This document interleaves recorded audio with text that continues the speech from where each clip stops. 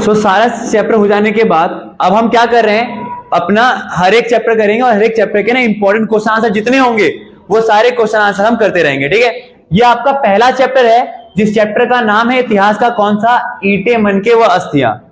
सारे important questions जो होंगे वो आपके इसमें हो जाएंगे और सारे मेनली मैं ऐसे क्वेश्चन लेकर आया हूं जो 8-8 नंबर के होंगे। ठीक है, उसमें से आपके छोटे क्वेश्चन भी बन जाएंगे। ठीक है, तो देखो ध्यान से समझना, जो इसका पहला क्वेश्चन है आपके पास जो काफी बार पूछा गया है, ये वाला क्वेश्चन कि मोहनजोदड़ो की आपको क्या बतानी है, मोहनजोदड़ो की कुछ विशेषताओं का वर्णन करना है।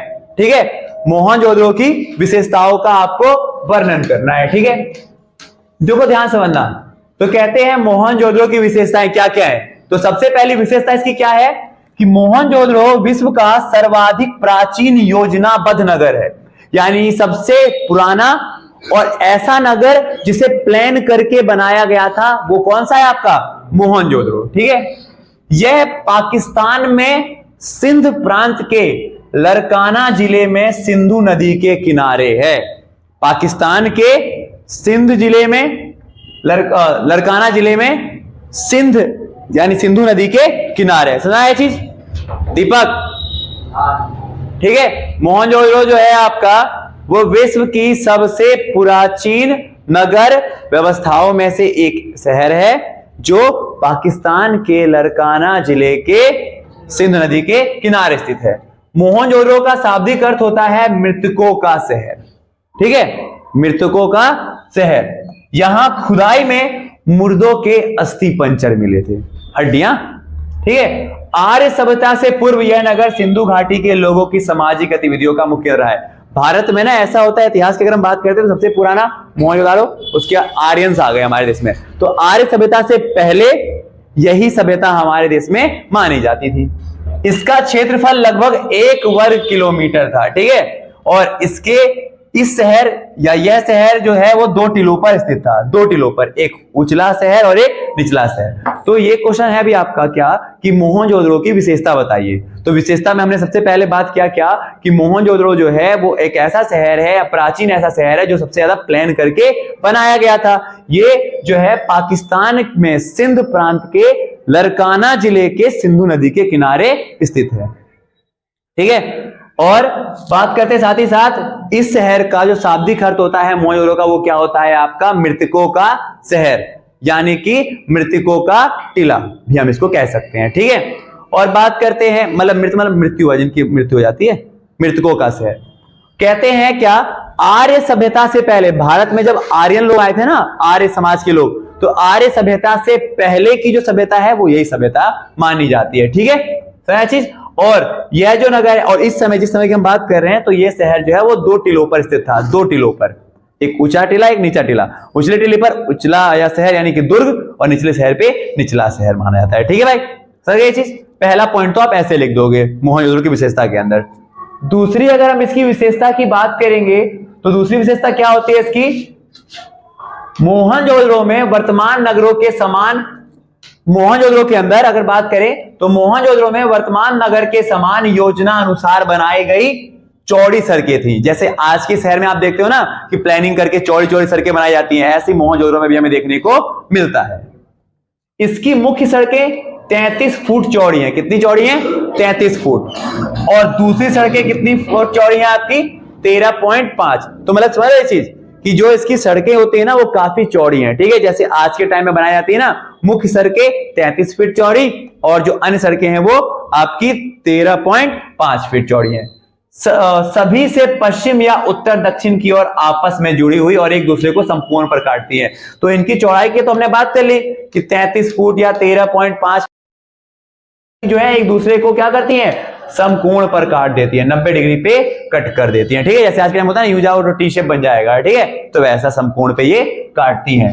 मैके के अनुसार इन सड़कों को इस प्रकार से बनाया गया है कि वहां पर चलने वाली हवाएं एक पंप की भांति प्रदूषित हवाओं को खींच सके जिससे वातावरण स्वच्छ रहे। मतलब मैके ने बताया कि इन सड़कों को बनाने में ना एक ऐसा तरीका है, एक ऐसी वैज्ञानिक पद्धति अपनाई गई है कि जब हवा चले तो हवा जाए तो टकरा करके मूर्ति चली जाए, इससे जो गंदी बदबू है ना वो हवाओं के साथ बाहर होती जाएगी। ठीक है, इस बातों से यह प्रतीत होता है कि इस नगर का योजनाबद्ध ढंग से विकास करने के लिए एक उच्च अधिकारी नियुक्त किया जाता होगा। इन बातों से पता चलता है कि ना इतनी ज्यादा प्लानिंग करके, इतनी ज्यादा साइंटिफिक तरीके से इस शहर को बनाने के लिए कहीं ना कहीं क्या किया गया होगा, एक अधिकारी को नियुक्त किया गया होगा। सुना है चीज, आया यहां तक आया?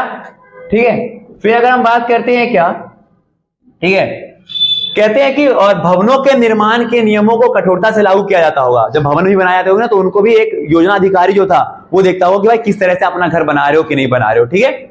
और यह भी ध्यान में रखा जाता होगा कि कोई भी भवन सड़कों के ऊपर ना बने। जैसे आज के टाइम में होता है ना कि आज देखा जाता है कि भाई किसी की जो छज्जी होगी, छज्जा, वो इतना ज्यादा चौड़ा नहीं होना चाहिए, तो ऐसे ही कहना कि उस समय भी हमें देखने को मिलता था। तो दो विशेषताएं हमने बात की। पहला हमने बात किया क्या कि मोहनजोदड़ो जो नगर है वो प्राचीन समय में, पुराने समय में उन शहरों में से माना जाता है जो सबसे ज्यादा प्लान करके बनाया गया होगा, ठीक है। मोहनजोदड़ो का शाब्दिक अर्थ क्या है? मृतकों का शहर, ठीक है। प्लस में अगर हम बात करें क्या, तो इस शहर की खास बात क्या है कि ये जो है ना पाकिस्तान में सिंध प्रांत के पास, पाकिस्तान में सिंध प्रांत के पास लरकाना जिले के सिंधु नदी के किनारे मिला हमें, ठीक है। और कहते हैं क्या कि इस शहर को ना दो टीलों पे बनाया गया है, ऊंचा टीला और एक नीचा टीला। फिर अगर हम बात करें इसकी गलियों के बारे में, तो इसकी जो गलियां हैं वो 33 फीट चौड़ी, मुख्य जो सड़क है इसकी वो 33 फीट चौड़ी है, और जो अन्य सड़कें हैं वो 13.5 फीट चौड़ी मानी गई है, ठीक है। और कहते हैं क्या कि और गलियां इस प्रकार से बनाई गई कि एक दूसरे को संपूर्ण पे काटे। और मैके ने ये बताया कि इस गली को ना इस प्रकार से बनाया गया था कि जो गंदी जो हवाएं है ना वो ऐसे जाएं और ऐसे कटती चली जाएं, ताकि गंदी हवाओं को यहां से बाहर करती रहे, ठीक है। यहां समझ आया? हाँ। और इसको इतने प्लान तरीके से बनाने के लिए ना एक अधिकारी अपॉइंट किया गया होगा, जो ये देखता होगा कि भाई सब लोग इसी तरीके से पालन करते रहें। घरों को भी इस प्रकार से बनाए घर, ताकि वो जो है वो सड़क पे ना आ जाए। सुना है चीज, आए यहां तक? दो विशेषता। तीसरी विशेषता की अगर हम बात करते, समझना ध्यान से, कहते हैं क्या कि इस नगर की मुख्य विशेषता जल निकास व्यवस्था है, जिसे हम कहते हैं ड्रेनेज सिस्टम, गंदा पानी बाहर कैसे निकाला जाए, ठीक है। इस नगर की नालियां मिट्टी के गारे, चूने और जिप्सम की बनी हुई थी। मिट्टी का लेप, जिप्सम, चूना, इन सब से बनाई गई है, ठीक है। इनको बड़ी ईंटों और पत्थर से ढका भी जाता है। जैसे आप देखते हो नालियों के ऊपर पट्टी बिछाई जाती है ताकि ऊपर शहर का जो कचरा है उसके अंदर ना जाए, ये होता था। इनके ऊपर और इन्हें ऊपर उठाकर नालियों की सफाई भी की जा सकती थी। जैसे आइटम होता है ना, उठाओ साफ करो, ठीक है। घरों के बाहर की जो छोटी नालियां होती थी वो सड़कों के दोनों ओर बनी हुई थी। जो घरों के बाहर, जैसे आप देखते हो आज के टाइम में जो घर के बाहर दो नालियां होती हैं और दोनों जो होती हैं सड़कों के दोनों ओर बनी होती है। आप देखते हो घर के बाहर इधर भी नाली, इधर भी नाली, बीच में गली, ठीक है। वैसे ही होता था यहाँ पर भी, ठीक है। और घरों के गंदे पानी के निकास के लिए मार्ग के दोनों ओर गड्ढे बने होते थे, और जो गंदा पानी जो निकलेगा वो सड़क चलिए ना, तो सड़क के बाहर क्या होते, गड्ढे बने होते, ताकि जो जितना भी गंदा पानी वो घर से निकलता रहे। तीन विशेषता हो गई। पहली विशेषता हमने क्या पढ़ा, तो पहली विशेषता थी हमारी कौन सी, कि भाई जो मोहनजोदड़ो है पाकिस्तान के सिंध प्रांत में लरकाना जिले के सिंधु नदी के किनारे था, ठीक है। और हमने देखा क्या कि ये जो है, अगर हम बात करें, इसको मृतकों का शहर कहा जाता है।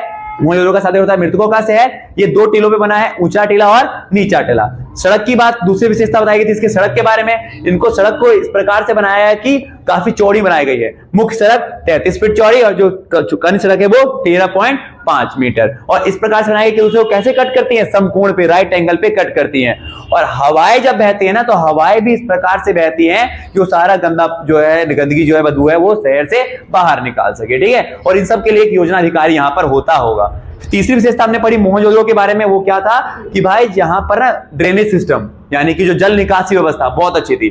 घरों से गंदे पानी को निकालने के लिए नालियां बनाई गई थी, और नालियों में भी क्या था, मिट्टी के गार, या फिर अगर हम बात करें तो जिप्सम, या फिर अगर हम बात करें तो चूने से बनाया था। और उसमें कोई गंदगी ना चली जाए तो उसको क्या किया जाता था, ढका जाता था उसे, ठीक है, पत्थर से या ईंटों की पट्टिकाओं से ढका जाता था, ठीक है। और उसे बाद में उठा करके साफ किया जाता था, ठीक है। समझा चीज। और घरों से गंदा पानी निकलने के लिए सड़क के किनारे दोनों साइड नालियां होती थी। समझा यहां तक। चौथा अगर विशेषता बात करें इसकी, गृह वास्तु, यानी कि जो आर्किटेक्चर की हम बात करते हैं, गृह के डिजाइन की, घरों के डिजाइन की, तो कहते हैं क्या कि मोहनजोदड़ो का गृह वास्तु विशिष्ट था। कई भवन के केंद्र में आंगन था जिसके चारों ओर कमरे बने हुए थे। तो घरों का डिजाइन किस प्रकार का था, तो घर के बीच में आंगन और चारों ओर क्या हो गए, इसके कमरे हो गए, ठीक है। संभवतः आंगन खाना पकाने, कटाई करने जैसे गतिविधियों का केंद्र होता है। आंगन में खाना खाते होंगे, खाना पकाते होंगे, ये सारे काम यहाँ पर करते होंगे। गर्म और शुष्क मौसम में इसका पर्याप्त उपयोग किया जाता था। भूमि तल पर बने कमरों में कोई भी खिड़की हमें नहीं मिली। तो घरों किस प्रकार से बनाया गया है, बीच में आंगन, चारों तरफ 4 कमरे बना दिए गए, ठीक है। और इसका इस्तेमाल आमतौर पे खाना पकाने के लिए या फिर अन्य क्रियाओं के लिए किया जाता होगा, ठीक है। और नीचे जितने भी कमरे मिले ना आपको, जो ग्राउंड फ्लोर पे कमरे, उसमें एक भी खिड़कियां नहीं है, जो ये बताती है कि ये लोग क्या कर रहे थे, जो रहस्य का मतलब घर की बात बाहर ना जाए, गोपनीयता बनाए रखने की बात कर रहे थे। 4 विशेषता हो गई। 5वीं विशेषता अगर बात करें मोहनजोदड़ो के बारे में, 4 विशेषता। 4थी विशेषता घर के बारे में, ठीक है। घरों का डिजाइन किस प्रकार से था, बीच में आंगन, चारों तरफ कमरे और नीचे ग्राउंड फ्लोर पे कमरे में खिड़कियां नहीं है। फिर अगर हम बात करते हैं इसके अलावा, हाँ एक और चीज घरों के बारे में देखो, एक और चीज है क्या कि इसके अलावा मुख्य द्वार जो मेन गेट है वो आंगन मेन गेट दिखाई नहीं देता था। इसके पता होता है कि एक लोकप्रिय था, मतलब आमतौर पे हम देखोगे ना, जो मेन गेट है वो मुख्य सड़क की तरफ नहीं खुल के पीछे की तरफ खुलती थी, जिससे कहीं ना कहीं पता चलता है ना कि ये लोग पूरा गोपनीयता का पूरा ध्यान रखते थे।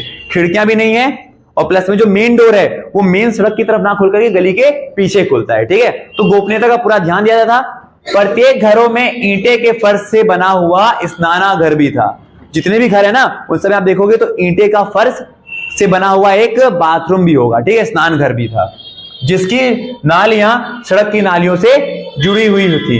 छत पर जाने के लिए कई घरों में सीढ़ियां भी थी और कई घरों में कुएं भी आपको देखने को मिले हैं। तो चौथी विशेषता बताई गई है घरों के बारे में। पहली विशेषता कहां पर पाया गया, दूसरी विशेषता सड़कों के बारे में, तीसरी विशेषता नालियों के बारे में, चौथी विशेषता घरों के बारे में, ठीक है।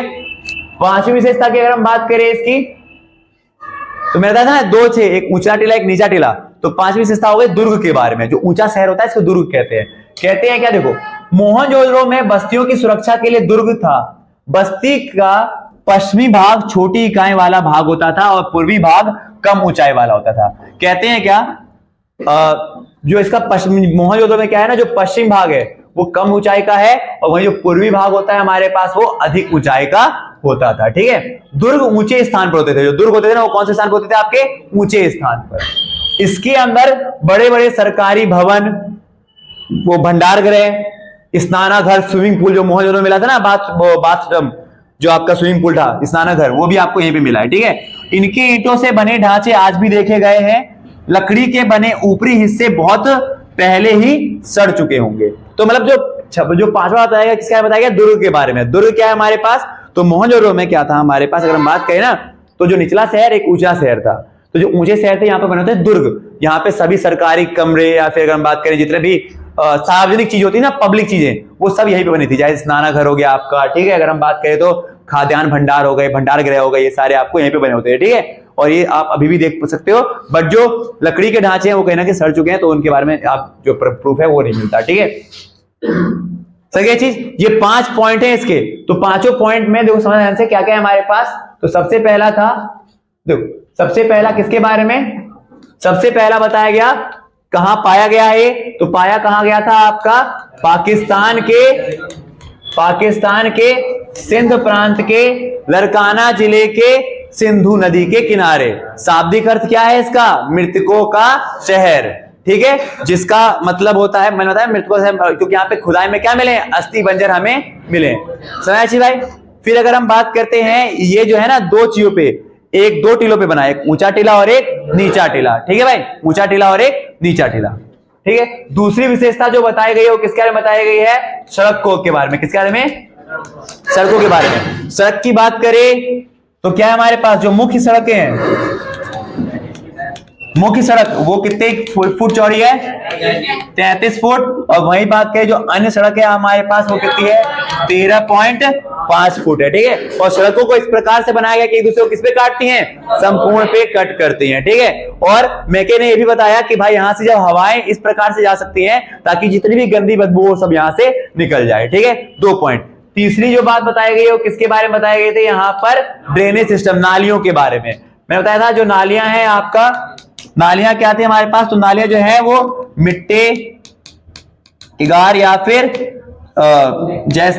जिप्सम, और आपका कौन सा हो गया था, चूना, इन सब से बनाई गई है। नालियों को इस प्रकार से बनाया गया है कि उसके ऊपर मिट्टी की पट्टिकाएं ढकी होती हैं ताकि अंदर जो है वो कचरा ना जाए, ठीक है। और फिर बार बार उसको उठा करके साफ भी किया सकता था। घरों की जितने भी नाली, घरों की जो गंदा पानी था वो आकर के इसी नाली में आता था, ठीक है। और गली के जो गलियां होती थी ना, गलियों के दोनों ही छोरों पे आपको नालियां देखने को मिल जाती थी, ठीक है। तीसरा इसका बताया गया। चौथा किसके बारे में बताया गया था? वास्तु के बारे में, यानी घर के बारे में, घर कैसे बने हैं। तो घरों के बारे में क्या बात बताया गया? तो ना घर जो है आपका बीच में आंगन और चारों तरफ क्या है इसके कमरे होते हैं, ठीक है। और अगर बात करें तो कमरों को जब बनाता गया तो इस प्रकार ये ध्यान दिया गया कि भाई जो गोपनीयता का, सीक्रेसी का, कि घर की बात बाहर ना जाए, कोई झांका झांकी ना करे। इसके लिए जो मेन गेट है ना वो सड़क की तरफ नहीं खुलता बल्कि पीछे खुलता है। और प्लस में ग्राउंड फ्लोर पे किसी भी घर में कोई भी कमरे और खिड़कियां नहीं है, ठीक है। और इन घरों में आप देखोगे तो फर्श कैसी है, एक ऐसा भी बाथरूम मिला है जहां पे फर्श ना पत्थर के हैं, जो बाथरूम का काम होता होगा यहाँ पर, ठीक है। सही चीज। और फिर अगर पांचवा चीज था हमारे पास किसके बारे में, वो है दुर्ग के बारे में। किसके बारे में? दुर्ग। जो इनका उचला शहर था ना, ऊंचा हिस्से पे बना होता था दुर्ग। और जितने भी आपके सार्वजनिक चीजों के लिए भवन है, चाहे वो स्नानाघर हो, स्विमिंग पूल हो, अगर हम बात करें तो आपके भंडार गृह, वो सारे आपके यहीं पर थे, ठीक है। ये आपका पहला क्वेश्चन हो गया, ठीक है। सेकंड क्वेश्चन की बात करते हैं। तो पहले क्वेश्चन के बाद अब जो है हमारे पास दूसरा क्वेश्चन, देखो ध्यान से। सेकेंड क्वेश्चन कौन सा है भाई आपका? तो सेकेंड क्वेश्चन है क्या कि हड़प्पा सभ्यता में, सुना ध्यान से, हड़प्पा सभ्यता में शिल्प उत्पादन के लिए आवश्यक कच्चे माल की सूची बनाइए। यानी कि जो शिल्प, जो यहाँ पे काम होता था, शिल्प हाथ से बनाए गए काम, तो यहाँ के लिए कच्चे माल उनकी सूची बतानी है। और चर्चा कीजिए कि ये किस प्रकार से प्राप्त किया जाता है। बहुत इंपॉर्टेंट क्वेश्चन है, याद रखना, ठीक है। हमने पीआईक्यू में भी क्वेश्चन दिखा दिया कि मतलब पीवाईक्यू जो पिछले साल के क्वेश्चन आए ना, उनमें भी ये क्वेश्चन आ रखा है आपका। इसमें क्या कह रहा है हमारे पास क्वेश्चन कि हड़प्पा सभ्यता में जो शिल्प उत्पादन के लिए जो कच्चे माल थे ना, वो कौन कौन से कच्चे माल थे और ये आते कहां से थे, इनके बारे में बताना है, ठीक है। देखो तो कहते हैं क्या, हड़प्पा सभ्यता में शिल्प उत्पादन के लिए आवश्यक कच्चे माल या शिल्प उत्पादन का अर्थ होता है देखो सुनो, हड़प्पा सभ्यता में शिल्प उत्पादन के लिए आवश्यक कच्चा माल, यानी कि तो अब सबसे पहले बात करते हैं शिल्प उत्पादन है क्या। तो शिल्प उत्पादन का अर्थ होता है वो काम जो हम हाथ से करते थे, जैसे कि माला के मनके बनाना, सीपियां काटना, धातुओं की वस्तु बनाना, मोहरे बनाना, बाट बनाना, ये सारे काम यहां पर होते थे शिल्प उत्पादन के काम। शिल्प समझे, शिल्प वाला काम हाथों से किया गया। मालाओं के लिए मोतियां मनके बनाना, या फिर शंख की कटाई करना, या फिर आपका क्या कहते हैं मोहरे बनाना, या फिर बाट बनाना, ठीक है। सीपी वो जो होता है पानी में मिलता है जिसके अंदर मोती रखी होती है, आपने देखा होगा, सीपियां सफेद सफेद कलर की होती है, शेल्स जिसे हम कहते हैं। अभी दिखा दूंगा, फोटो में दिखा दूंगा मैं, ठीक है। सिंधु घाटी में माला के मनके, देखो सुनो, सिंधु घाटी में माला के मनके बनाने में जो सामग्री मिलती थी वो कौन सी है हमारे पास, देखो तो कौन सी है, ये यार ये इसके कुछ आवश्यक सामग्री है। तो कौन है हमारे पास, देखो पहला सुंदर लाल रंग का कार्निलियन पत्थर, जैस्पर, क्वार्ट्ज, तांबा, कांस्य, सोने जैसी धातु, ये कॉपर हो गया, ये कांस्य ब्रॉन्ज है, सोने जैसी धातु, सीपियां, टेरा कोटा या आग में पकी हुई चूना मिट्टी, और विभिन्न प्रकार के पत्थर, ठीक है सर। ये सारे कच्चे माल है यहां पर, किसके लिए, मनके बनाने के लिए। कार्निलियन पत्थर, जैस्पर, क्वार्ट्ज, तांबा, कांस्य, सोने जैसे धातु, सीपी, टेरा कोटा या फिर आग में पकी हुई मिट्टी, और फिर आपका विभिन्न प्रकार के पत्थर, समझ गए। तो भाई मोहनजोदड़ो में जो शिल्प उत्पादन का मतलब होता है आमतौर पर वो वाले काम जो हाथों से किए जाते होंगे। कौन कौन से काम किए जाते थे हाथों से, मोती बनाना, या फिर सीप कटाई, शंख की कटाई करना, या फिर हमारे पास हो गया कौन सा, बाट बनाना, ठीक है। ये सारे काम यहाँ पर होते थे। और जो कच्चा माल है बेसिकली वो मनकों में ही होगा हमारे पास। तो मोती बनाने के लिए कौन कौन से कच्चे माल थे, तो लाल रंग का कालीन पत्थर, जैस्पर, क्वार्ट्ज, तांबा, कांस्य, सोने ऐसी धातु, सीपियां, टेरा कोटा या आग में पकी हुई आग मिट्टी, और विभिन्न प्रकार के पत्थर, ठीक है भाई। अब देखो ध्यान से, अब प्राप्ति के तरीके, तो प्राप्त कैसे कैसे कर रहे हैं इनको, तो कहते हैं क्या, शिल्प उत्पादन के लिए अनेक प्रकार के कच्चे माल का प्रयोग किया था, जैसा कि हमने पढ़ लिया था। मिट्टी स्थानीय स्तर पर उपलब्ध हो जाती थी, मिट्टी तो आसपास मिल जाती थी, परंतु पत्थर, लकड़ी और धातु बाहर से मंगाना इनको पड़ता था। ठीक है, कच्चा माल प्राप्त करने के लिए हड़प्पा सभ्यता के लोग कई प्रकार की नीतियां अपनाते थे। तो ये कच्चा माल प्राप्त करने के लिए लोग कई प्रकार की नीतियां अपनाते थे। ये चीज मैंने कहा कि भाई कच्चा माल प्राप्त करने के लिए क्या क्या था, तो मिट्टी तो आसपास से मिल जाती थी, बट पत्थर, धातु या फिर अगर हम बात कर रहे हैं तो लकड़ी, ये सब जो होती है बाहर से मंगानी पड़ती थी और इसके लिए कई प्रकार की नीतियां यहां पर अपनाते थे। ठीक है, फॉर एग्जाम्पल अगर देखिए तो पहला हो गया हमारे पास क्या कि उपमहाद्वीप तथा आगे से आने वाला माल कौन कौन सा था। तो कहते हैं कच्चा माल प्राप्त करने में हड़प्पाइयों ने या हड़प्पा सभ्यता के लोगों ने कई स्थानों पर बस्तियां बसाई, जैसे संघ प्राप्त करने के लिए नागेश्वर और बालाकोट। सबसे पहले उन्होंने क्या किया, उपमहाद्वीप अपने आसपास के क्षेत्रों से यानी अपने आसपास के क्षेत्रीय महाद्वीप से प्राप्त करने के लिए, तो इसके लिए उन्होंने क्या किया, अलग अलग जगहों पे अपनी बस्तियां बनाना चालू कर दिया। जैसे संघ प्राप्त करने के लिए कहां से हो गया, नागेश्वर और बालाकोट। तो याद रखना संघ कहां से मिलता है, नागेश्वर और बालाकोट से। फिर अगर बात करते हैं नीले रंग की लाजवर्त मणि के लिए सुदूर अफगानिस्तान के सुर्तगई, देखो ध्यान से, नागेश्वर बालाकोट से क्या है आपका संघ, और नीले रंग की लाजवर्त मणि के लिए कहां से गया, अफगानिस्तान के सुर्तगई। ठीक है भाई, ये लोग कच्चे माल के लिए विभिन्न स्थानों का खोज और अभियान भी जारी रखते थे। ठीक है, ये अभियान दल शासनीय समुदाय के संपर्क में रहकर किया जाता था। ठीक है, तो शिल्प उत्पादन के लिए कच्चे माल की सूची हो गई। ये कच्चे माल प्राप्त करने के लिए मिट्टी तो मिल जाती थी, बट कई चीजें थी इनको अलग अलग जगह से प्राप्त करने पड़ती। जैसे कि हम बात करें उपमहाद्वीप से क्या प्राप्त करते थे, तो बस्तियां बना करके, जैसे नागेश्वर बालाकोट से संघ की चीजें, नीले लाजवर्त मणि कहां से प्राप्त की इन्होंने, अफगानिस्तान के सुर्तगई में। यहाँ पर बस्तियां बनाते थे, खोज करते रहते थे नई नई चीजों का। ठीक है, आगे अगर बात करें, ठीक है, फिर दूसरा सुदूर क्षेत्रों के संपर्क। पहले था कि अपने आसपास के उपमहाद्वीप क्षेत्रों से, दूसरा है दूर देश क्षेत्रों के साथ संपर्क। कच्चे माल के लिए हड़प्पाई लोग सुदूर क्षेत्रों से भी संपर्क करते रहते थे। उदाहरण के तौर पर ये लोग तांबा अरब से मंगाते थे। कहां से, अरब से। तांबा कहां से मंगाया इन लोगों ने, अरब से मंगाया। ठीक है, सुना चीज आया। और अगर एक और चीज इसके अंदर कि अगर हम बात करते हैं सोना कहां से था इनका, हाँ सोना आया था इनका, सोना आया था दक्षिण भारत से। ठीक है, और एक और चीज था आपका इसके अंदर कौन सा, ओमान, तांबा, तांबा हो गया आपका ओमान से, खेतड़ी से, राजस्थान से ना, राजस्थान के खेतड़ी से, सेलखड़ी के पत्थर, हाँ दक्षिण राजस्थान से आपको हो गया। ठीक है, तो दक्षिण राजस्थान से, हाँ ठीक है। तो एक और गया आपके पास सेलखड़ी का पत्थर पूछता है, तो ये जाएगा आपका दक्षिणी। ठीक है, तो ये लिखोगे आपसे। तो अगर आपसे क्वेश्चन पूछता है कि भाई हड़प्पा सभ्यता में या हड़प्पा सभ्यता की अगर हम बात करें कि शिल्प उत्पादन का मतलब क्या है, तो हाथों से बनाई गई चीजें, मेनली क्या था इसमें, मोती वाला काम। और मोतियों के लिए कच्चे माल में कौन कौन से थे आपके, लाजवर्त कालीन पत्थर लाल रंग का, क्वार्ट्ज, जैस्पर, तांबा, कांस्य, मिट्टियां और आपके सोने से बनी धातुएं। ठीक है, सब इसको ये लोग कहां से प्राप्त करते थे, तो एक तो उपमहाद्वीप से प्राप्त किया उन्होंने, जिसके लिए बस्तियां बनाते थे। जैसे नागेश्वर बालाकोट से इन्होंने क्या प्राप्त कर लिया आपका, शंख। और दूसरा अगर हम बात करें तो दूसरा हो गया था हमारे पास कौन सा, अफगानिस्तान के सुर्तगोई से इन्होंने नीले रंग की लाजवर्त मणि प्राप्त की। सुदूर क्षेत्रों से भी प्राप्त करते थे ये, दूसरे क्षेत्रों से। जैसे एग्जांपल के तौर पे मैंने कहा क्या कि उदाहरण के लिए लोग तांबा अरब से मंगाते थे, जैसे ओमान वही हो गया ना अरब वाला। ठीक है, और प्लस में राजस्थान खेतड़ी से भी, सोना दक्षिण भारत से आता था, और सेलखड़ी के पत्थर कहां से आते थे आपके, दक्षिण राजस्थान से आते। ठीक है भाई, तो ये वाला क्वेश्चन हो गया, ये पीवाईक्यू में बहुत बार क्वेश्चन पूछा गया वाला। ठीक है, कि कच्चे माल की सूची बतानी है। ठीक है, अर्जुन अगला क्वेश्चन, ठीक है। अगला क्वेश्चन कह रहा है क्या कि चर्चा कीजिए कि पुरातत्वविद किस प्रकार अतीत का पुनर्निर्माण करते हैं।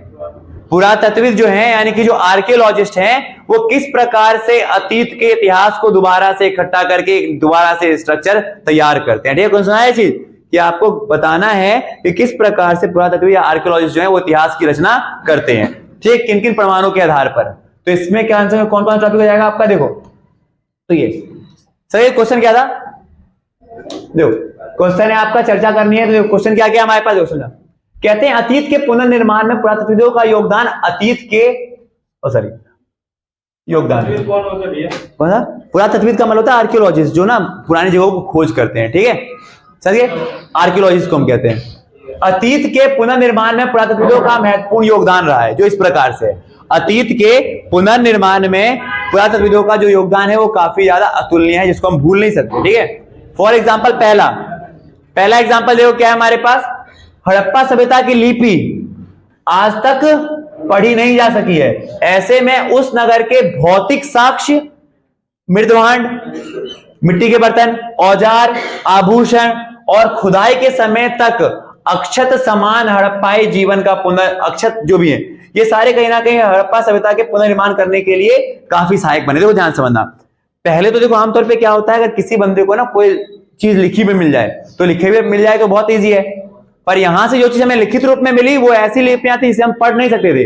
तो ऐसे में हड़प्पा सभ्यता के जो खोजकर्ता थे, उन लोगों के पास भरोसा करने के लिए क्या चीज है, केवल जो भौतिक चीज मिली उनको, जैसे मृदभांड, मिट्टी के बर्तन मिल गए, औजार मिल गए, आभूषण मिल गए यहाँ पर, ठीक है। इन सब चीजों से कहीं ना कहीं इन्होंने हड़प्पा का पुनर्निर्माण करने में दोबारा से योगदान दिया।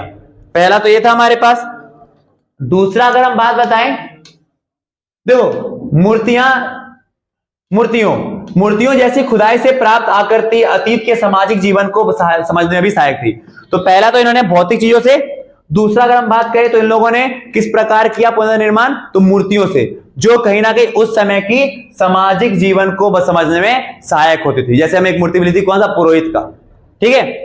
तीसरा, कीमती आभूषण, जो कीमती आभूषण के हमें 24 चीज मिलते थे, उनसे हमें उस समय की आर्थिक परिस्थिति कि लोगों का फाइनेंशियल बैकग्राउंड कैसा रहा होगा। जैसे कि मान के चलो कोई कबर मिली तो उसके साथ हमें फ्योंस से बने हुए, फ्योंस तो आमतौर पे महंगा चीज माना जाता था उस समय, ठीक है, उसके बने हुए अगर बर्तन होते थे, पात्र होते थे, तो हमारे अमीर है, नहीं तो गरीब होगा। तो कहीं ना कहीं फाइनेंशियल पोजीशन देखने के लिए कीमती आभूषण का सहारा लिया जाता था, ठीक है। फिर चौथा, विभिन्न प्रकार की मूर्तियों या मिट्टी के बर्तनों, विभिन्न प्रकार की मूर्तियों, मिट्टी के बर्तनों या फिर विभिन्न प्रकार की मूर्तियों, मातृ देवी की मूर्तियां या मोहर पर बने आदि शिव से लोग धार्मिक जीवन का पता लगाते हैं। देखो सुनो, तो मतलब क्वेश्चन इस प्रकार से है कि आखिर पुरातत्वविदों ने, आर्कियोलॉजिस्ट ने, यानी कि अगर हम बात करें राखल दास बनर्जी की, या फिर हम बात करें दयाराम साहनी की, अगर हम बात करें जॉन मार्शल की, इन सब के लोगों की बात करें, तो इन लोगों ने किस प्रकार से हड़प्पा का इतिहास को हमारे सामने प्रस्तुत किया। तो पहली बात तो हम कहेंगे कि हड़प्पा का इतिहास को समझना या पुनः निर्माण करना वो सरल नहीं था, क्योंकि यहां से जो चीज हमें लिखावट मिली है उनको हम आज तक नहीं पढ़ पाए। तो ऐसे में इनके पास साक्ष्य के तौर पे क्या है, केवल भौतिक चीजें जो इनको भौतिक तौर पे मिली, चाहे वो मिट्टी के बर्तन हो, आभूषण हो, औजार हो, इन्हीं सबकी सहायता से इनको समझना था। तो सबसे पहला इनका जो योगदान हुआ वो किसके द्वारा हुआ, वो हुआ था आपके पास किसके लिए, तो वो था हमारे पास जो भी चीज को मिली, जिसमें सबसे पहला हमने बात किया है मूर्तियों से सामाजिक जीवन के बारे में, कीमती आभूषण से आर्थिक जीवन के बारे में, जो मातृ देवी की मूर्तियां हो गई या फिर सिक्कों पे बने आदि शिव, इन सब से धार्मिक जीवन के बारे में। बैलगाड़ी नुमा खिलौने यह बताते हैं कि हड़प्पाई लोग आने जाने या सामान ढोने के लिए परिवहन साधनों का इस्तेमाल करते होंगे, या फिर यहाँ पे हलों में बैल का इस्तेमाल किया जाता होगा। सही चीज, तो इनसे इनका पता चलता है। और अगर हम बात बताएं तो सवाधान यानी कि जो मतलब मुर्दाओं को दफनाने का या उनको जो भी है उनको अलविदा करने का, उनको विदा करने का जो प्रावधान है, उससे हमें कहीं ना कहीं सामाजिक भिन्नता की जानकारी मिलती है, ठीक है, कि किसी को किस प्रकार से दफनाया गया, किसी को किस प्रकार से दफनाया गया है। इससे हमें समाज में हो रही पर्याप्त असमानताओं के बारे में पता चलता है। जो घर मिलते हैं, घरों के डिजाइनों से हमें इस बात का पता चलता है कि यहाँ पर अंधविश्वास मौजूद होता होगा। दहलीज ऊंची है तो आपको लक्ष्मी आएगी, सही है चीज। तो ये सारे कुछ चीजें हैं जिनसे कहीं ना कहीं लोगों ने क्या किया होगा, वो किया होगा। समझ गए? तो ये क्वेश्चन था आपके पास क्या, कि आखिर हड़प्पा के इतिहास को पुनर्निर्माण करने के लिए पुरातत्वविदों ने क्या क्या सहारा लिया होगा। तो हम कहेंगे भाई सहारे में तो इनके पास केवल क्या चीज है, भौतिक चीज है। क्या है, भौतिक वस्तु है, इन्हीं पे इनको निर्भर रहना पड़ा। और भौतिक वस्तु में भी कौन सा था हमारे पास, तो भौतिक वस्तु में पहला था आपके पास क्या, मूर्तियां, जिससे क्या पता चलता है, सामाजिक जीवन। दूसरा था हमारे पास क्या, दूसरा था आभूषण, आभूषण से क्या पता चलता है? आर्थिक जीवन। तीसरा था आपके पास मातृ देवी की मूर्ति, मातृ देवी की मूर्ति या फिर आदि शिव जो बने, इससे हमें पता चलता है इनके धार्मिक जीवन के बारे में। अगर हम बात करते हैं कौन सा, हाँ, जो खिलौने मिले बैलगाड़ी वाले, बैलगाड़ी नुमा खिलौने, ये खिलौने हमें क्या बताते हैं? तो ये खिलौने परिवहन के बारे में व कृषि के बारे में जानकारी देते थे। ठीक है, प्लस में अगर हम बात करें पांचवा चीज, तो हम ये कहेंगे क्या? सवाधान। सवाधान की दो को दफनाया किस प्रकार जा रहा था? तो सवाधानों से हमें मिलता है जानकारी किसके बारे में? कि आखिर जो समाज में भिन्नता होती थी, समाज में असमानता, तो समाज में असमानता के बारे में जानकारी मिलती है। और इसके अतिरिक्त आप और लिख सकते हो क्या? कि जो घरों की रूपरेखा थी ना, घरों की रूपरेखा, इससे हमें क्या मिलता है? अंधविश्वास के बारे में। ठीक है भाई, तो इस तरह से हम और अगर मान के चलो अगर हमें वहां पे और कोई दूसरे देशों के सिक्के मिल गए तो उससे व्यापार के बारे में पता चल जाता है। सही चीज, तो कई सारी चीजें आपके पास। ठीक है, तो क्वेश्चंस नहीं, ये सारे जो क्वेश्चन बता रहा हूं सारे ऐसे क्वेश्चन है, इंपॉर्टेंट है। ठीक है, आप इन क्वेश्चन को पढ़ लोगे तो इस चैप्टर आपका समझ आ जाएगा पूरा। ठीक है, हो गया 3 क्वेश्चन। चौथा क्वेश्चन अब हम बात करने आ रहे हैं, हो गया। अब 4th क्वेश्चन बात करते हैं। ठीक है, अगला देखो। अब 4th क्वेश्चन है हमारे पास, हड़प्पाई समाज में शासकों द्वारा किए जाने वाले संभावित कार्य की चर्चा कीजिए। देखो, हमें ना इस बात की कोई प्रमाणित पुष्टि नहीं मिली है कि वहां पर राजा कंट्रोल करता था कि नहीं करता था, बट ये क्वेश्चन इस प्रकार से पूछ सकते हैं आपको कि आप किस आधार पर ये कह सकते हो कि हड़प्पा सभ्यता में क्या होंगे? राजा लोगों का शासन था या राजतंत्र था। आप किस प्रकार से ये बात कहोगे? ठीक है, तो हम कहेंगे, देखो पहला, हड़प्पाई समाज में शासकों द्वारा किए जाने वाले संभावित कार्य।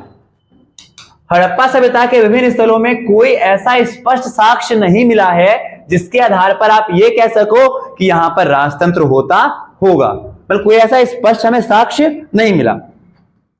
ठीक है, किए गए कार्यों का विवरण दिया जा सके, ऐसा कोई हमें स्पष्ट नहीं मिला। पुरातात्विक साक्ष्यों का भी अभाव है हमारे पास, और कुछ हमारे पास उतने ज्यादा आर्कियोलॉजिस्ट डॉक्यूमेंट्स या एविडेंस भी हमें नहीं मिले हैं जिससे हम इस बात की पुष्टि कर सकें। मोहनजोदड़ो में एक विशाल भवन को प्रसाद कहा गया है। क्या कहा गया है? प्रसाद कहा गया है। तो अगर आपसे पूछे प्रसाद क्या होता है, तो प्रसाद जो है ये मोहनजोदड़ो का एक विशाल भवन है। क्या है? विशाल भवन है। ठीक है, समझ चीज? तो मतलब समझ गए चीज? क्वेश्चन इस प्रकार से है कि भाई आप किस आधार पे ये कह सकते हो कि यहां पर जो है शासक होगा या राजतंत्र होगा? तो हम कहेंगे कि हमें कोई भी ऐसा पुख्ता प्रमाण नहीं मिला जिससे हम ये कह सकें यहाँ पे राजतंत्र होता होगा। कोई प्राथमिक साक्ष्य भी नहीं है। बट मोहनजोदड़ो में ना एक भवन टाइप का या महल टाइप का हमें कुछ मिला है जिसको क्या कहा गया? प्रसाद कहा गया है, परंतु वहां शासकों के संबंध में कोई वस्तु नहीं मिली। अब अगर उस प्रसाद को मैं महल समझूं तो महल में राजा महाराजा से कुछ चीजें तो होनी चाहिए, बट ऐसा कुछ वहां पर नहीं मिला। पुरातत्वविदों ने एक पत्थर की मूर्ति को मेसोपोटामिया के इतिहास के आधार पर पुरोहित राजा की संज्ञा दे दी। एक पत्थर की मूर्ति मिली जिसके में दाढ़ी आड़ी देखोगे तो बिल्कुल स्टाइलिश कटे हुए हैं, तो उसको इन्होंने क्या संज्ञा दे दी है? पुरोहित राजा। किसकी? पुरोहित राजा की। वैसे ये सब संभावनाएं हैं केवल। ठीक है, तो पहली संभावना क्या थी? एक जो भवन मिला जिसको क्या कहा गया है? प्रसाद, बट वहां पर राजा महाराजा के संबंध में कोई भी साक्ष्य नहीं मिले। मोहनजोदड़ो में हमें एक पत्थर की मूर्ति मिली है और उसको इन लोगों ने क्या बता दिया है? क्या कहा है इसको? उन्होंने पुरोहित राजा की संज्ञा दे दी है। ठीक है भाई। दूसरा, हड़प्पाई शासक संभवतः अनुष्ठानिक कार्य कराते थे। अनुष्ठानिक कार्य मतलब होता है धार्मिक काम करना, पूजा पाठ का काम करना, ये काम कराते थे और उनकी याद बनाए रखने के लिए उनके चित्र मोहरों पर उत्तीर्ण कराते थे। मतलब आमतौर पे ऐसा अनुमान लगाया है कि हड़प्पाई जो शासक होंगे ना, संभवतः, ऐसे आंसर में संभवतः वर्ड यूज कर देना कि संभव हो सकता है ऐसा कि भाई ये लोग ना अनुष्ठानिक काम करवाते होंगे और इस कामों को याद रखने के लिए इस चीज को सिक्कों पर बना दिया जाता होगा। ठीक है, ऐसा प्रतीत होता है कि राजनीतिक सत्ता वालों को ही अनुष्ठान करवाने का अधिकार था और आमतौर पर हमें ऐसा लगता है कि केवल जिसके पास राजतंत्र होगा, जिसके पास अथॉरिटी होगी, वही केवल ये काम करवा पाएगा। ठीक है भाई, समझ चीज? तीसरा पॉइंट क्या है हमारे पास? कुछ विद्वानों का विचार है कि हड़प्पाई समाज में कोई शासक नहीं था तथा सभी की सामाजिक स्थिति समान थी। पुरातत्वविदों के एक वर्ग का कहना है कि यहाँ एक से अधिक शासक थे। कुछ लोग कहते हैं कि यहाँ पर कोई शासक नहीं था, सब समान होंगे। फिर वहां पे कुछ लोग कहते हैं कि यहाँ पर एक से अधिक शासक होंगे। उनके अनुसार हड़प्पा, मोहनजोदड़ो और चुनूदड़ो आदि के अलग अलग शासक थे। उनके अनुसार ये कहा गया कि हड़प्पा का अलग शासक होगा, मोहनजोदड़ो का अलग होगा, चुनूदड़ो का अलग शासक होगा। पुरातत्वविदों का एक अन्य वर्ग जो है वो ये कहता है कि संपूर्ण हड़प्पा सभ्यता एक राज्य की थी। कुछ लोग ये भी कहते हैं। तो मतलब अलग अलग लोगों के अलग अलग विचार हैं। कुछ लोगों ने क्या कहा, कोई भी शासक नहीं होगा। कुछ लोगों ने कहा कि भाई सबके अलग अलग शासक होंगे। कुछ लोगों ने कहा कि पूरा ही हड़प्पा सभ्यता एक ही राज्य का होगा। ठीक है, ईंटों, और ये किस प्रकार से कहा गया, तो ऐसा इसलिए कहा गया कि जितने भी यहाँ पे आपको देखने को मिले ना, सबके ईंटों के जो साइज है वो क्या है, एक जैसे हैं। कच्चे माल के स्रोत के समीप बस्तियां भी इसी प्रकार से बनाई गई, या फिर जो बाट का आकार हमें दिखता है, जो जोख का बाट का, वो भी एक जैसा है। तो हमें ऐसा लगता है कि अगर सब लोग एक ही जैसा ईंटा, एक ही जैसा बाट बना रहे हैं, तो ये तभी संभव होगा जब पक्का कोई ना कोई बंदा हेड होगा ना, जो बोलता होगा इनको कि अगर ऐसा नहीं बना तो सजा मिलेगा। तो इस आधार पे हम ये कह सकते हैं। ठीक है, सुना है चीज। तो ये मतलब अगर आपसे क्वेश्चन ऐसा पूछता है कि भाई आखिर हड़प्पा सभ्यता के अंदर शासक तंत्र था या राजतंत्र था, इस बात की पुष्टि आप किस प्रकार से करोगे, तो हम कहेंगे हमें इसकी कोई पुष्टि नहीं है, पर हाँ हमारे पास कुछ जो साधन मिले हैं साक्ष्य होने के आधार पर हम कह सकते हैं। जैसे फॉर एग्जांपल के तौर पे मोहनजोदड़ो से मिला प्रसाद, जहां पर प्रसाद भवन तो है बट उसमें कोई राजा महाराजा के साक्ष्य नहीं मिले। दूसरा, एक पत्थर की मूर्ति मिली, इसको क्या कह दिया गया, पुरोहित राजा।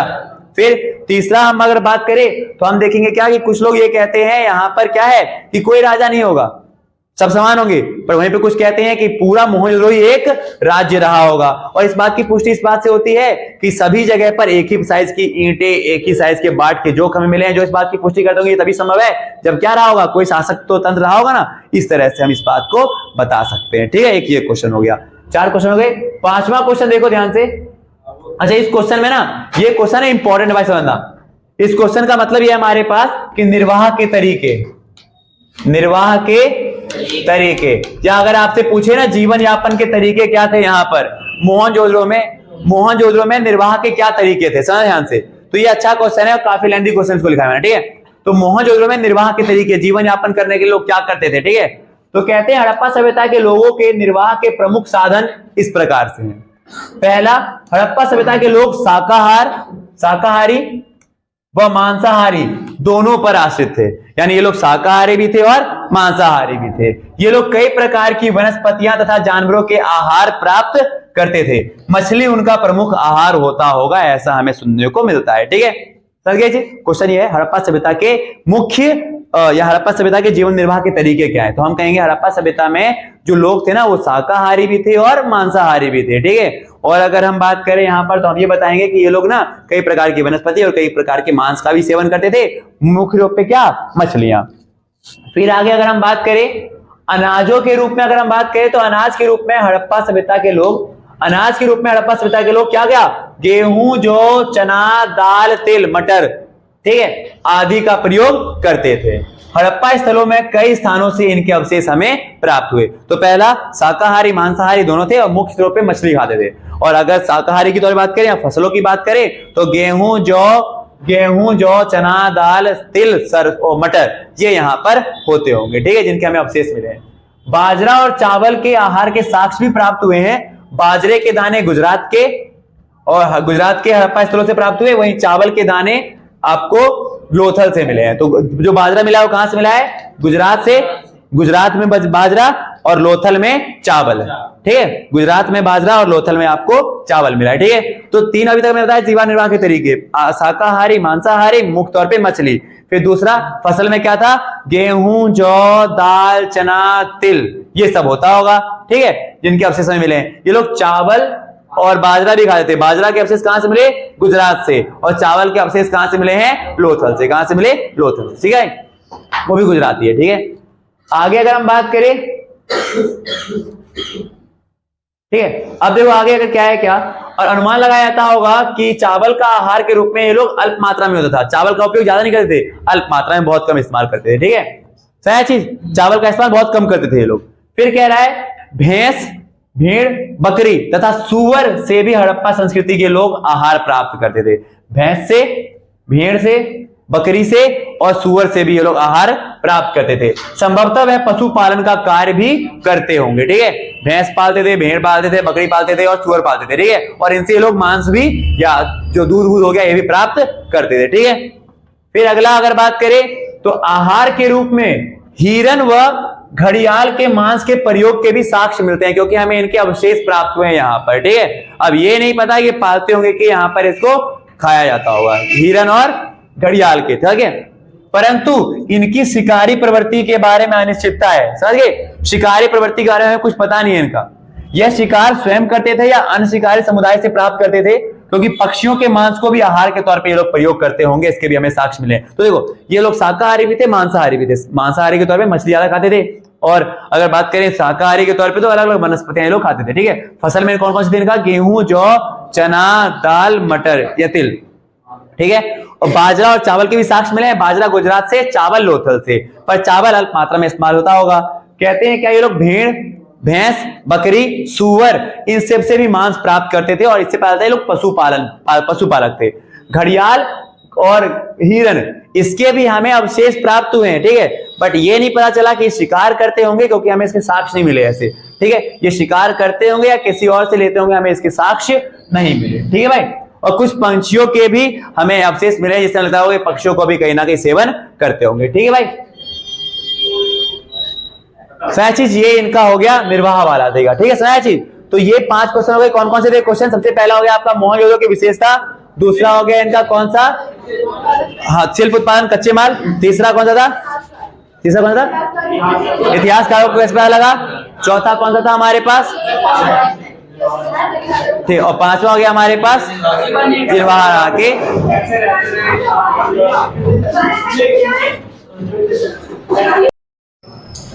तो कल हमने ना कुछ क्वेश्चन कर लिए थे। अब हमारे पास जो अगला क्वेश्चन है इंपॉर्टेंट, वो कौन सा होता है हमारे पास कि आखिर हड़प्पा सभ्यता की लिपि को रहस्यमय क्यों कहा गया है? कि जो हड़प्पा सभ्यता की लिपि है ना, हम इसे रहस्यमय क्यों कहते हैं? ठीक है।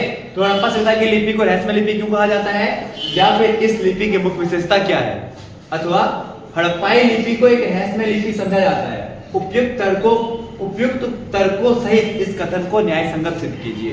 या फिर पुरातत्वविदों तथा इतिहासकारों ने हड़प्पा की लिपि को रहस्यमय लिपि क्यों माना है? तो अलग अलग तरह से क्वेश्चन, पर सबका आंसर एक ही रहेगा। और आंसर इस प्रकार से है कि देखो, हड़प्पा लिपि को रहस्यमय लिपि इसलिए कहा जाता है क्योंकि अब तक इसे पढ़ा नहीं जा सका। इसकी विशेषताएं, तो हड़प्पाई मोहरों पर एक पंक्ति के रूप में कुछ अंक, देखो हड़प्पाई मोहरों पर एक पंक्ति के रूप में कुछ अंकित है। पुरातत्वविदों का यह कथन है कि शासक के नाम, पदवी का वर्णन होगा। हमें जो हड़प्पाई मोहरे प्राप्त होते हैं ना, उस पे कुछ अंकित है हमारे पास, कुछ मतलब कुछ चीजें उस पे बनी हुई है। पुरातत्वविदों के अनुसार ये हो सकता है कि शासकों के नाम होंगे, या फिर ये उनकी पदवी का बताएगा, उनकी पोस्ट को बताता होगा, ठीक है। अधिकांश अभिलेख संक्षिप्त हैं, छोटे छोटे भी हैं, तथा सबसे बड़े अभिलेख में लगभग 26 चिन्ह है। अधिकांश अभिलेख जो है ना वो कितने छोटे छोटे हैं, और जो सबसे बड़ा अभिलेख हमें मिला है उसमें कितने चिन्ह हैं? 26। तो क्वेश्चन है, हड़प्पाई लिपि को हम रहस्यमय लिपि क्यों कहते हैं? तो हड़प्पाई लिपि को रहस्यमय लिपि इसलिए कहा था क्योंकि इसे अभी तक पढ़ा नहीं जा सका। इसकी विशेषता यह है कि जो हड़प्पाई मोहरे हमें प्राप्त हुए ना, उस पे अलग अलग चिन्ह या संकेत हमें दिए गए हैं। पुरातत्वविदों के अनुसार ये शासकों के नाम होंगे, उनके पोस्ट के बारे में बताया गया होगा। हड़प्पाई लिपि जो है वो अधिकतर क्या होती है? अधिकतर जो हड़प्पाई लिपि है वो क्या है? संक्षिप्त है, छोटे हैं। और जो सबसे बड़ी लिपि है उसमें कितने अक्षर है? इसमें 26। यह लिपि स्वर तथा व्यंजनों पर आधारित वर्णमाला रूप में नहीं है। ये जो लिपि है ना इसकी, वो ऐसा नहीं है कि उसमें अक्षर बने हो या बोलकर उसे वैसा किया जाए, बल्कि चित्रात्मक रूप में। किस रूप में है? चित्रात्मक रूप में, जो किसी बात या वस्तु का प्रतीक है। चित्र हैं जो किसी बात या वस्तु का प्रतीक बताते हैं। लिपि की चिन्हों की संख्या 375 से लेकर के 400 के बीच में। तो पहली बात तो देखो, हड़प्पाई मोहरों पे जो अंकित चिन्ह है उनको या तो शासक का नाम या तो उनकी पोस्ट बता दिया गया है। अधिकतर जो आपके अभिलेख है वो छोटे छोटे हैं, और जो सबसे बड़ा अभिलेख है उसमें 26 वर्ड है। दूसरा, यहाँ की जो लिपि है ना वो वर्णात्मक नहीं है, ठीक है, बल्कि चित्रात्मक है, जिनको हर एक चित्र का कुछ ना कोई विशेष मतलब रहा होगा, ठीक है। और इन चित्रों की संख्या कितनी पाई गई है? 375 से लेकर के 400 तक। और यह लिपि जो है वो दाईं से बाईं ओर लिखी जाती है, ठीक है, यानी कि आपका राइट टू लेफ्ट। ठीक है, दाएं से बाएं ओर लिखी जाती थी, क्योंकि दाएं ओर अंतराल अधिक है और बाएं ओर अंतराल कम है। और हमें इस बात का कैसे पता चलता है कि जो राइट साइड है ना, राइट साइड में गैप छूटा हुआ है और बाएं ओर में गैप कम है, तो हम ये समझ सकते हैं कि यहां से यहां इसको लिख रहे होंगे, ठीक है ना। और जैसे कि लिखते समय बाईं ओर अंतराल कम पड़ गया होगा, ऐसा हो सकता है कि यहां पर लिखते समय जो कम पड़ गया तो अगले लाइन चालू कर दिया होगा, ठीक है, तो दाएं से बाएं ओर लिखा जाता है। इस लिपि की लिखावट बहुत सी वस्तुओं जैसे मोहरों, तांबों, औजार, मर्तमान के किनारों, मिट्टी की पट्टिकाओं और आभूषण, अस्थियां व अन्य सूचना पट्ट पर हमें प्राप्त होती है, ठीक है। तो अगर आपसे कहता है कि भाई हड़प्पाई लिपि की रहस्यमय लिपि क्यों है, तो हम कहेंगे इसलिए है क्योंकि इसको पढ़ा नहीं जा सका है। दूसरा हम कहेंगे कि हड़प्पाई लिपि जो है वो इसको विशेषता यह है कि जो मोहरे हमें प्राप्त हुए हैं उस पर जो अक्षर दिए गए हैं उन अक्षरों के बारे में कुछ भी पुष्टि बात नहीं की गई है। कहा जाता है ये सासू के नाम होंगे तो उनके पोष के नाम होंगे। दूसरा, ये वर्णात्मक नहीं है बल्कि चिन्हात्मक है, चिन्ह बने होंगे इस पे, ठीक है। और चित्रों की संख्या कितनी है, 375 से लेकर के 400 तक। कुछ अभिलेख छोटे हैं और जो सबसे बड़ा अभिलेख है उसमें 26 चिन्ह का इस्तेमाल किया गया है। इनको लिखने का तरीका दाएं से बाईं ओर था। और इस बात की पुष्टि किस प्रकार से हुई है कि लेफ्ट से राइट गया होगा, तो जो बाईं ओर है ना वहां पे जगह कम है, तो ऐसा लगता है कि वहां लिखते जगह कम पड़ जाता, तो नीचे से लिखना चालू उन्होंने कर दिया होगा, ठीक है। और इस लिपि के बारे में जानकारी आपको कहां से मिलती है, वस्तुओं, कुछ मोहरों पर या फिर कुछ औजारों पर, मिट्टी के बर्तनों पर इसके बारे में बताया गया, तो उससे हमें पता चलता है कि वहां पे लिपि मिली है, ठीक है भाई ना। अगला क्वेश्चन देखो ये आ रहा है भाई, अगला क्वेश्चन है क्या, सिंधु घाटी सभ्यता के नगर नियोजन की प्रमुख विशेषता की वर्णन कीजिए। सिंधु घाटी सभ्यता के नगर नियोजन की विशेषता, आपको कई बार क्वेश्चन पूछा गया है कि सिंधु घाटी सभ्यता के नगर नियोजन की विशेषता बताइए, या ये वाला हड़प्पाई शहरों की जल निकासी प्रणाली किस प्रकार से, ठीक है। तो कहते हैं क्या, तो सिंधु घाटी सभ्यता की सबसे आश्चर्यजनक विशेषता इसका नगर नियोजन था, ठीक है। जो आज के समय में जैसी नगर नियोजन नहीं है ना, वो उस समय उतनी होती थी, ठीक है।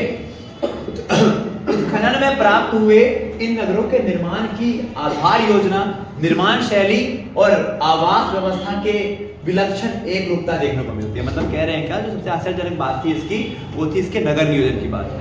नगर नियोजन की अगर हम बात करें ना, कुछ विशेष चीजों की अगर हम बात करें, तो जैसे कि इनके आवास, रहने वाले स्थल की व्यवस्था, दूसरा जो आधार का निर्माण करवाया होगा, बेस स्ट्रक्चर, फाउंडेशन तैयार किया होगा वो, और प्लस में बनाने का तरीका, सब कुछ घर का, वो सब कुछ में एक रूपता हमें देखने को मिलती है, ठीक है। इस नगर नियोजन की प्रमुख विशेषता इस प्रकार से, पहला, व्यवस्थित सड़कें थी। मैंने बताया आपको कि सिंधु घाटी में के नगरों की जो सड़कें हैं, संपर्क मार्ग तथा गलियां एक सुनिश्चित योजना के अनुसार निर्मित थी, एक दूसरे को संपूर्ण पे काटती थी। सबसे बड़ी सड़क जो है मुख्य सड़क वो 33 फीट चौड़ी थी और बाकी जो है 13.5 फीट चौड़ी थी, ठीक है। सड़कों के मोड़ पर दीवारों में गोलाई होती थी। मतलब कहता है बैलगाड़ियों, पशुओं और अन्य वाहनों के आवागमन को ध्यान में रखते हुए सड़कों के मोड़ पर मकानों की दीवारों में गोलाई रखा जाता है। त्रिकोण, मतलब जब मकानों की काटा गया ना, तो मकान को ऐसे नहीं बनाया गया त्रिकोण, बल्कि ऐसे कर्व बना दिया, गोल में बना दिया गया, ठीक है, समझ गए। और ये ऐसा ध्यान रखा था कि पशुएं, बैलगाड़ियां वो सब आराम से निकल जाए वहां पर, ठीक है, और रखी जाती थी, जिससे सड़क के मोड़ पर दृश्यता स्पष्ट रहे और आवागमन में कोई असुविधा ना हो। कि मान के चलो अगर हमने ऐसे करके ऐसे बनाया ना, तो हो सकता है सामने वालों को दिखे ना उधर से कौन आ रहा है, तो ऐसे कर्व बना दिया गया, ठीक है, ताकि आने वालों को देखने में जा रहा है कौन आ सकता है, कौन जा रहा है, ठीक है, ठीक है। गोलाई के लिए एक विशेष प्रकार की गोल ईंटों का भी प्रयोग यहाँ पर किया गया है। तीसरा, नियोजित जल निस्तारण व्यवस्था, अच्छी ड्रेनेज सिस्टम है यहाँ पर। सिंधु घाटी में जल जो निकासन की या जल निकासी की जो व्यवस्था है वो अति उत्तम थी। यहाँ सड़कें तथा गलियों में लगभग एक ग्रिड पद्धति जो एक दूसरे को संपूर्ण पे काटती है, वो है जो एक दूसरे को संपूर्ण पर काटती थी। और प्रत्येक घर में गंदे पानी के निकास के लिए नालियां होती थी जो सड़क की नालियों से मिल जाती थी, और सड़क की नालियां सड़क के दोनों ओर बनाई जाती थी। जो नालियां होती दोनों ओर बनाई जाती थी, और नालियां मिट्टी के गारे या फिर चूने और फिर जिप्सम से बनाई जाती थी। नालियों को ईंटों और पत्थर से ढका जाता था, और नालियों का पानी आगे एक बड़ी नाली में गिरता था जो पानी को शहर से बाहर ले जाने का काम करता था। व्यवस्थित आवासीय भवन, मैंने बताया था ना आपको कि आवास एक निश्चित योजना के अनुसार ही बनाए गए थे। यहाँ पर प्रत्येक मकान में एक स्नानागार था, और स्नानागार जो है आपका बाथरूम, उसकी जो फर्श थी वो क्या थी, पत्थर की बनी हुई थी, ठीक है। आंगन और आंगन के चारों ओर कमरे बने हुए थे। ऐसा लगता था कि यहाँ पर आपको खाना पकाने अन्य काम होते होंगे। शौचालय और रसोई घर में दरवाजे, खिड़कियों और आदि भी समुचित व्यवस्था में ही बनाए गए थे। मकानों का कोई भी हिस्सा सड़क या गली की ओर निकला हुआ नहीं होता था, जिससे पता चलता है कि भाई यहाँ पर क्या किया गया होगा, गोपनीयता का विशेष ध्यान रखा जाता होगा। विशाल स्नानागार, सार्वजनिक भवन, सिंधु घाटी सभ्यता में अनेक विशाल भवन हमें मिले हैं। सिंधु घाटी सभ्यता में हमें अनेक विशाल भवन मिले हैं, जिनमें सबसे अधिक आकर्षक है क्या, मोहनजोदड़ो का विशाल स्नानागार स्विमिंग पूल। इस भवन के केंद्र में, ठीक है, कहते हैं क्या कि इस भवन के केंद्र में एक खुला चौकोर जलाशय है, जिसके चारों ओर क्या है हमारे पास सिंधु घाटी सभ्यता में आपको कई सारे घर देखने को मिल जाते हैं, पर जो इसका सबसे महत्वपूर्ण भवन है वो है यहाँ का स्विमिंग पूल यानी कि स्नानागार। ठीक है, कहते हैं क्या कि इस भवन के केंद्र में एक खुला हुआ चौकोर जलाशय है, जिसके चारों ओर छतों वाले गलियारे एक छज्जे जैसे तथा और उनके समीप क्या बना हुआ, आसपास कुआं भी बना हुआ है। ठीक है, पुरातत्वविदों का मत है कि यह स्नानागार धार्मिक अवसरों पर लोगों द्वारा स्नान के लिए प्रयोग में किया जाता होगा। हड़प्पा की बस्तियों में नगर की सुरक्षा हेतु दुर्ग होते थे।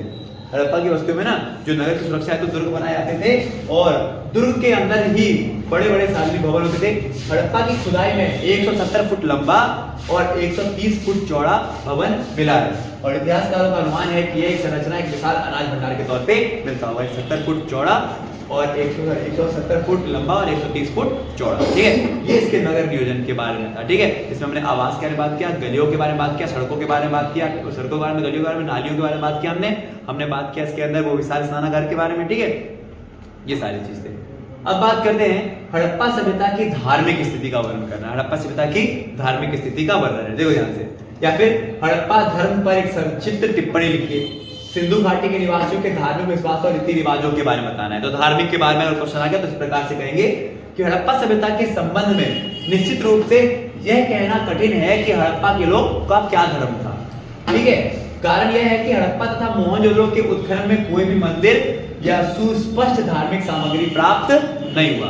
तो ये कहना कठिन है कि हड़प्पा के लोग जो है वो कौन से धर्म के होते होंगे, क्योंकि कारण यह है कि जब भी हमने इसकी खुदाई की ना यहाँ पर, तो हमें कोई भी सुस्पष्ट मंदिर या कोई भी धार्मिक स्थल हमें ऐसे देखने को नहीं मिला।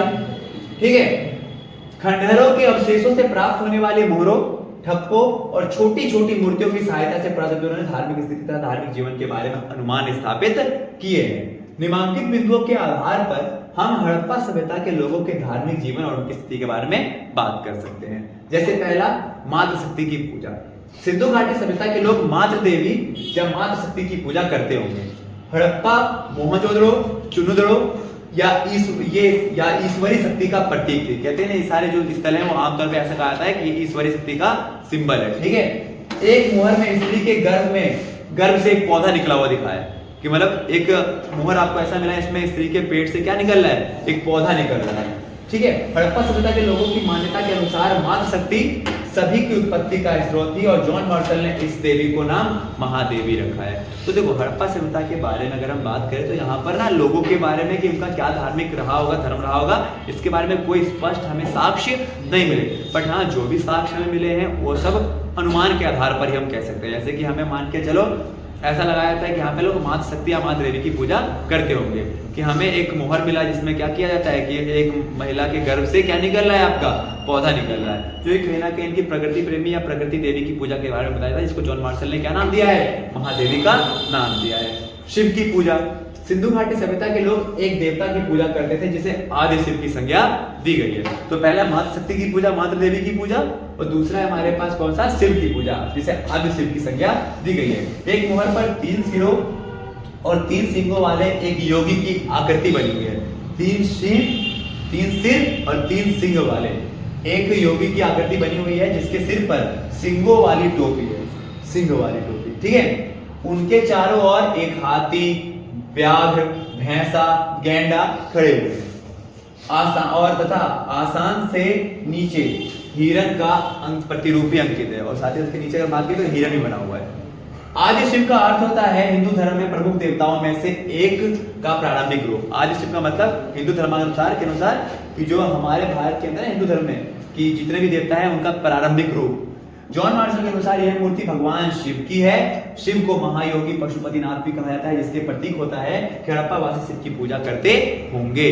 तो देखो, पहला हमने पढ़ा मातृ देवी की पूजा, जिसमें हमने देखा कि यहाँ के जो लोग हैं हो सकता है क्या कि वो मातृ देवी की पूजा करते हो। अब मातृ देवी की पूजा में है क्या हमारे पास, तो अगर हम बात करें तो एक मुहर ऐसा मिला जिसमें महिला के गर्भ से पौधा निकलता है। तो हो सकता है कि ये लोग प्रकृति या माँ देवी की पूजा करते होंगे, इस माँ देवी की संख्या दी गई है, महादेवी कहा गया है। दूसरा था आदि शिव, तो कहते हैं ना कि यहाँ के जो लोग होंगे वो आदि शिव की पूजा करते होंगे। इसमें हमें क्या है, तो एक मुहर मिला है जिसमें क्या है कि एक 3 सिर वाले और 3 सींगों वाले एक व्यक्ति का या एक चित्र देखने को मिलता है, जिसके चारों ओर अगर हम बात करें तो क्या है, हाथी, व्याघ्र, भैंसा, गेंडा खड़े हुए हैं और नीचे हिरण है, ठीक है, जो कहीं ना कहीं और आज इस चीज को कहीं ना कहीं आदि शिव के बारे में बताया गया है, ठीक है। और हिंदू धर्म के अनुसार आदि शिव का अर्थ होता है कि जो जहां से देवताओं का प्रारंभ हुआ, देवताओं का प्रारंभिक रूप कहा जाता है। तो इस हिसाब से हम कह सकते हैं कि ये शिव का ही होगा, जॉन मार्शल ने भी ऐसा ही कहा था। फिर तीसरा होता है लिंग पूजा। शिवलिंग के रूप में शिव की पूजा आज भी भारत में प्रचलित है। हड़प्पा और मोहनजोदड़ो में पत्थर, प्योंस, सीप आदि से बने हुए कुछ छोटे छोटे आकार के शिवलिंग हमें प्राप्त हुए हैं। पुरातत्वियों का अनुमान है कि यह शिव का प्रतीक होने के कारण ये पूज्य माने जाते थे।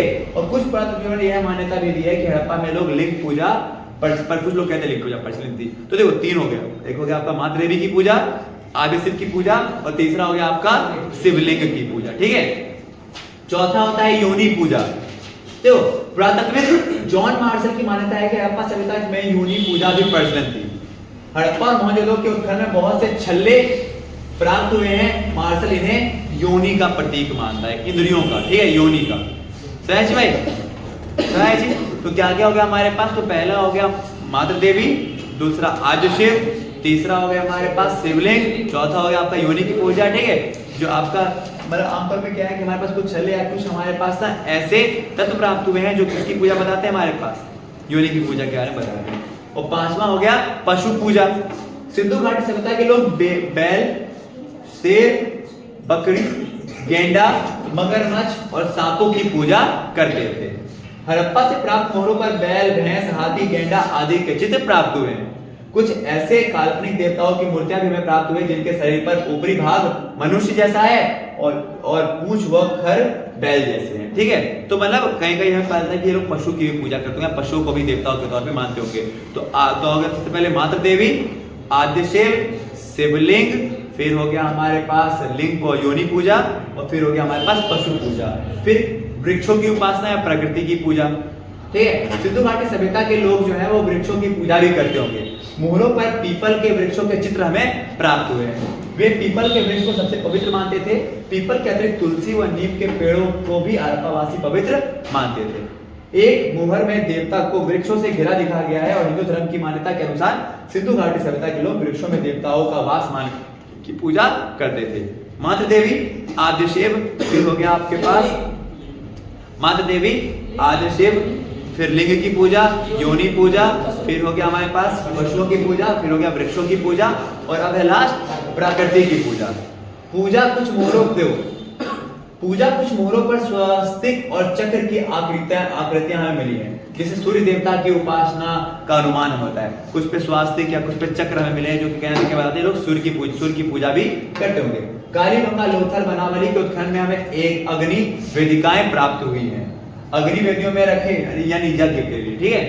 अग्नि वेदियों में राख के अवशेष भी प्राप्त हुए हैं, जिससे यज्ञ संबंधी अनुष्ठान के हमें साक्ष्य यहाँ पर मिलते हैं। कहाँ पर, धोलावीरा, लोथल, कालीबंगन और आपका बनावली में। शुभ अवसरों तथा विशेष पर्वों पर जल पूजा के साक्ष्य मोहनजोदड़ो के विशाल स्नानागार से भी प्राप्त होते हैं। और फिर एक कहता है जादुई शक्तियों में आस्था, अंधविश्वास।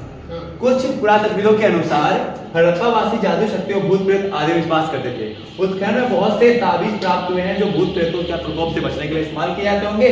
पुरातत्वविदों ने इस संबंध में शमन यानी तांत्रिक का उल्लेख किया है, जो महिला या पुरुष होते थे जो और जादुई इलाज और दूसरी दुनिया के संपर्क साधने का काम भी करते थे। और इसमें ये भी कह सकते हैं विश्वास के अंदर हम कौन सा, कि वो गलियारे ऊंचे बनाना, लक्ष्मी आएगी, ये सारे काम। तो जो धार्मिक वाला टॉपिक है ना, इसमें 8 टॉपिक हो गए आपके। पहला हो गया आदि शिव, दूसरा हो गया माता देवी, आदि शिव, फिर शिवलिंग की पूजा, फिर योनि की पूजा, पशुओं की पूजा, फिर हो गया वृक्ष की पूजा, प्रकृति की पूजा, फिर हो गया हमारे पास प्रकृति पूजा, फिर हो गया हमारे पास जादुई शक्तियां, ठीक है, अंधविश्वास। तो ये सारे पॉइंट आप देख सकते हो, 8 पॉइंट है इसमें। समझ, धार्मिक आस्थाओं के बारे में पूरा हो जाएगा। फिर अगला टॉपिक है हमारे पास, अगला टॉपिक है जॉन मार्शल के उत्खनन कार्य में क्या त्रुटि थी। याद रखना, जॉन मार्शल ने जब उत्खनन का काम किया तो इनके उत्खनन के काम में क्या क्या कमियां रह गई थी, उस कमियों के बारे में आपको बताना है। ठीक है, व्हीलर ने इसका समाधान किस प्रकार किया? क्वेश्चन है, जॉन मार्शल ने जब खुदाई का काम किया यहाँ पर, तो उनके खुदाई के काम में, उनके उत्खनन के काम में क्या क्या कमियां रह गई थी, और व्हीलर ने इसको, इस त्रुटियों को कैसे सही किया है। आधुनिक युग में हड़प्पा सभ्यता के अन्वेषण में नए प्रश्न किस प्रकार महत्वपूर्ण होगा? आज के समय में कहीं ना कहीं हड़प्पा सभ्यता के खोज के संबंध में नए प्रश्न जो है वो किस प्रकार से महत्वपूर्ण आज के टाइम में हो गए हैं। ठीक है, तो जरा हम इसके बारे में बात करते हैं। ठीक है,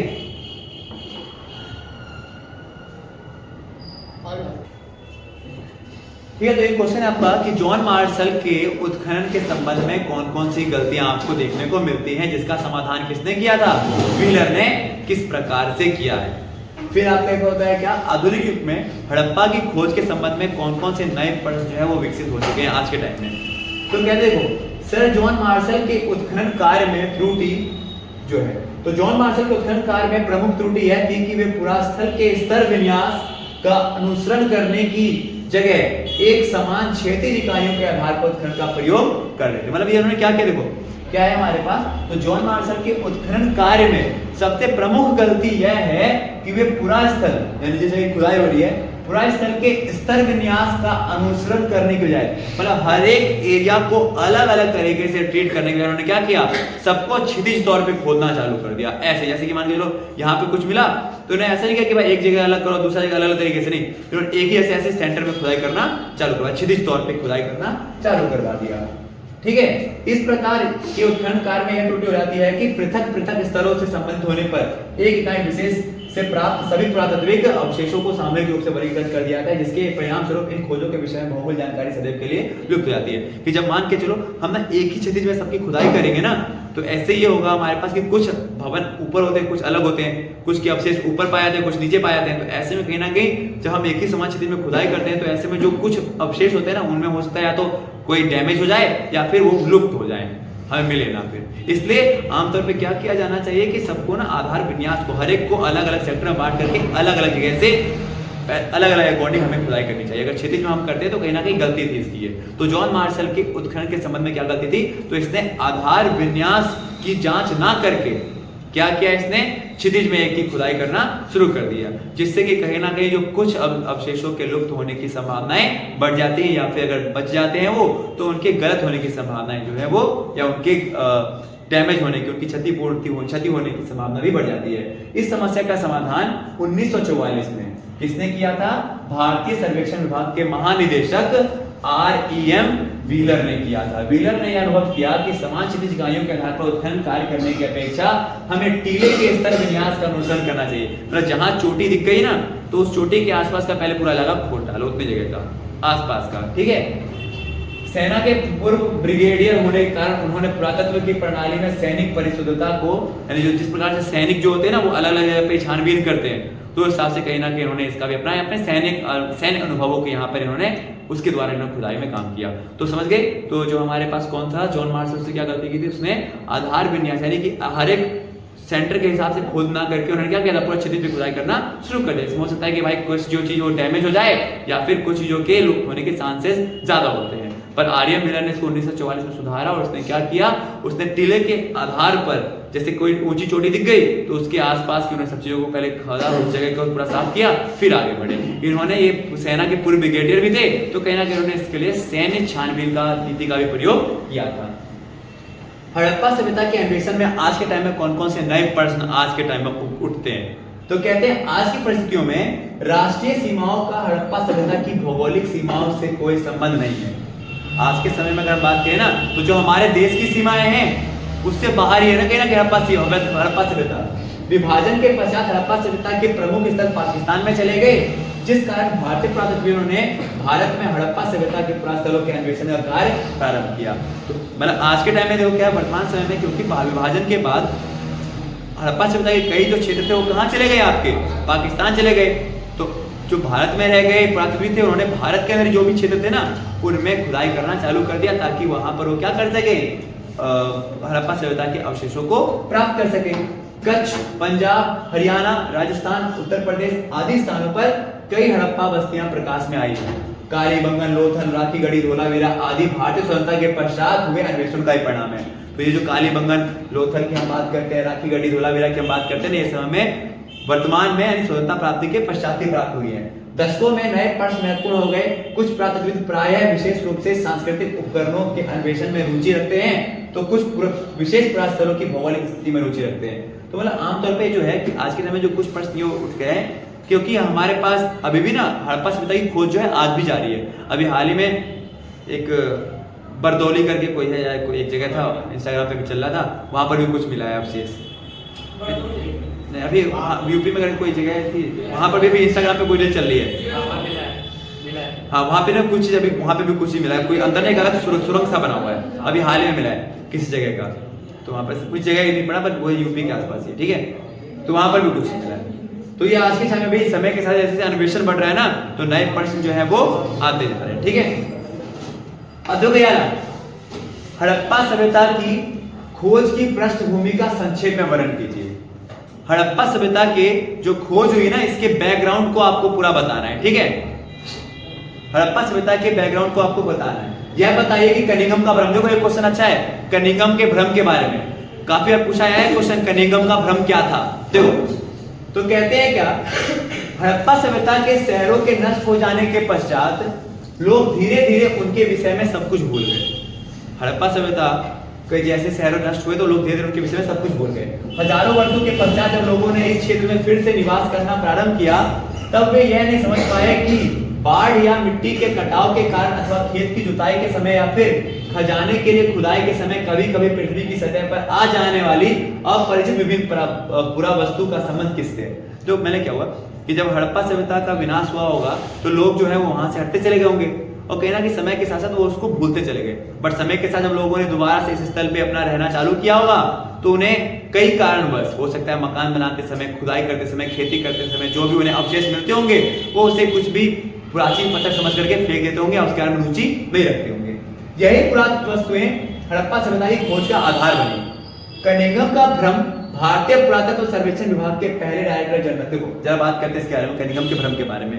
तो कहता है भारतीय पुरातत्व सर्वेक्षण विभाग के पहले डायरेक्टर जनरल कनिंघम ने 19वीं शताब्दी के मध्य में पुरातत्व उत्खनन कार्य प्रारंभ किया। 19वीं शताब्दी के मध्य में उन्होंने जो उत्खनन काम था, आर्कियोलॉजी वर्क जो था भारत के अंदर चालू किया।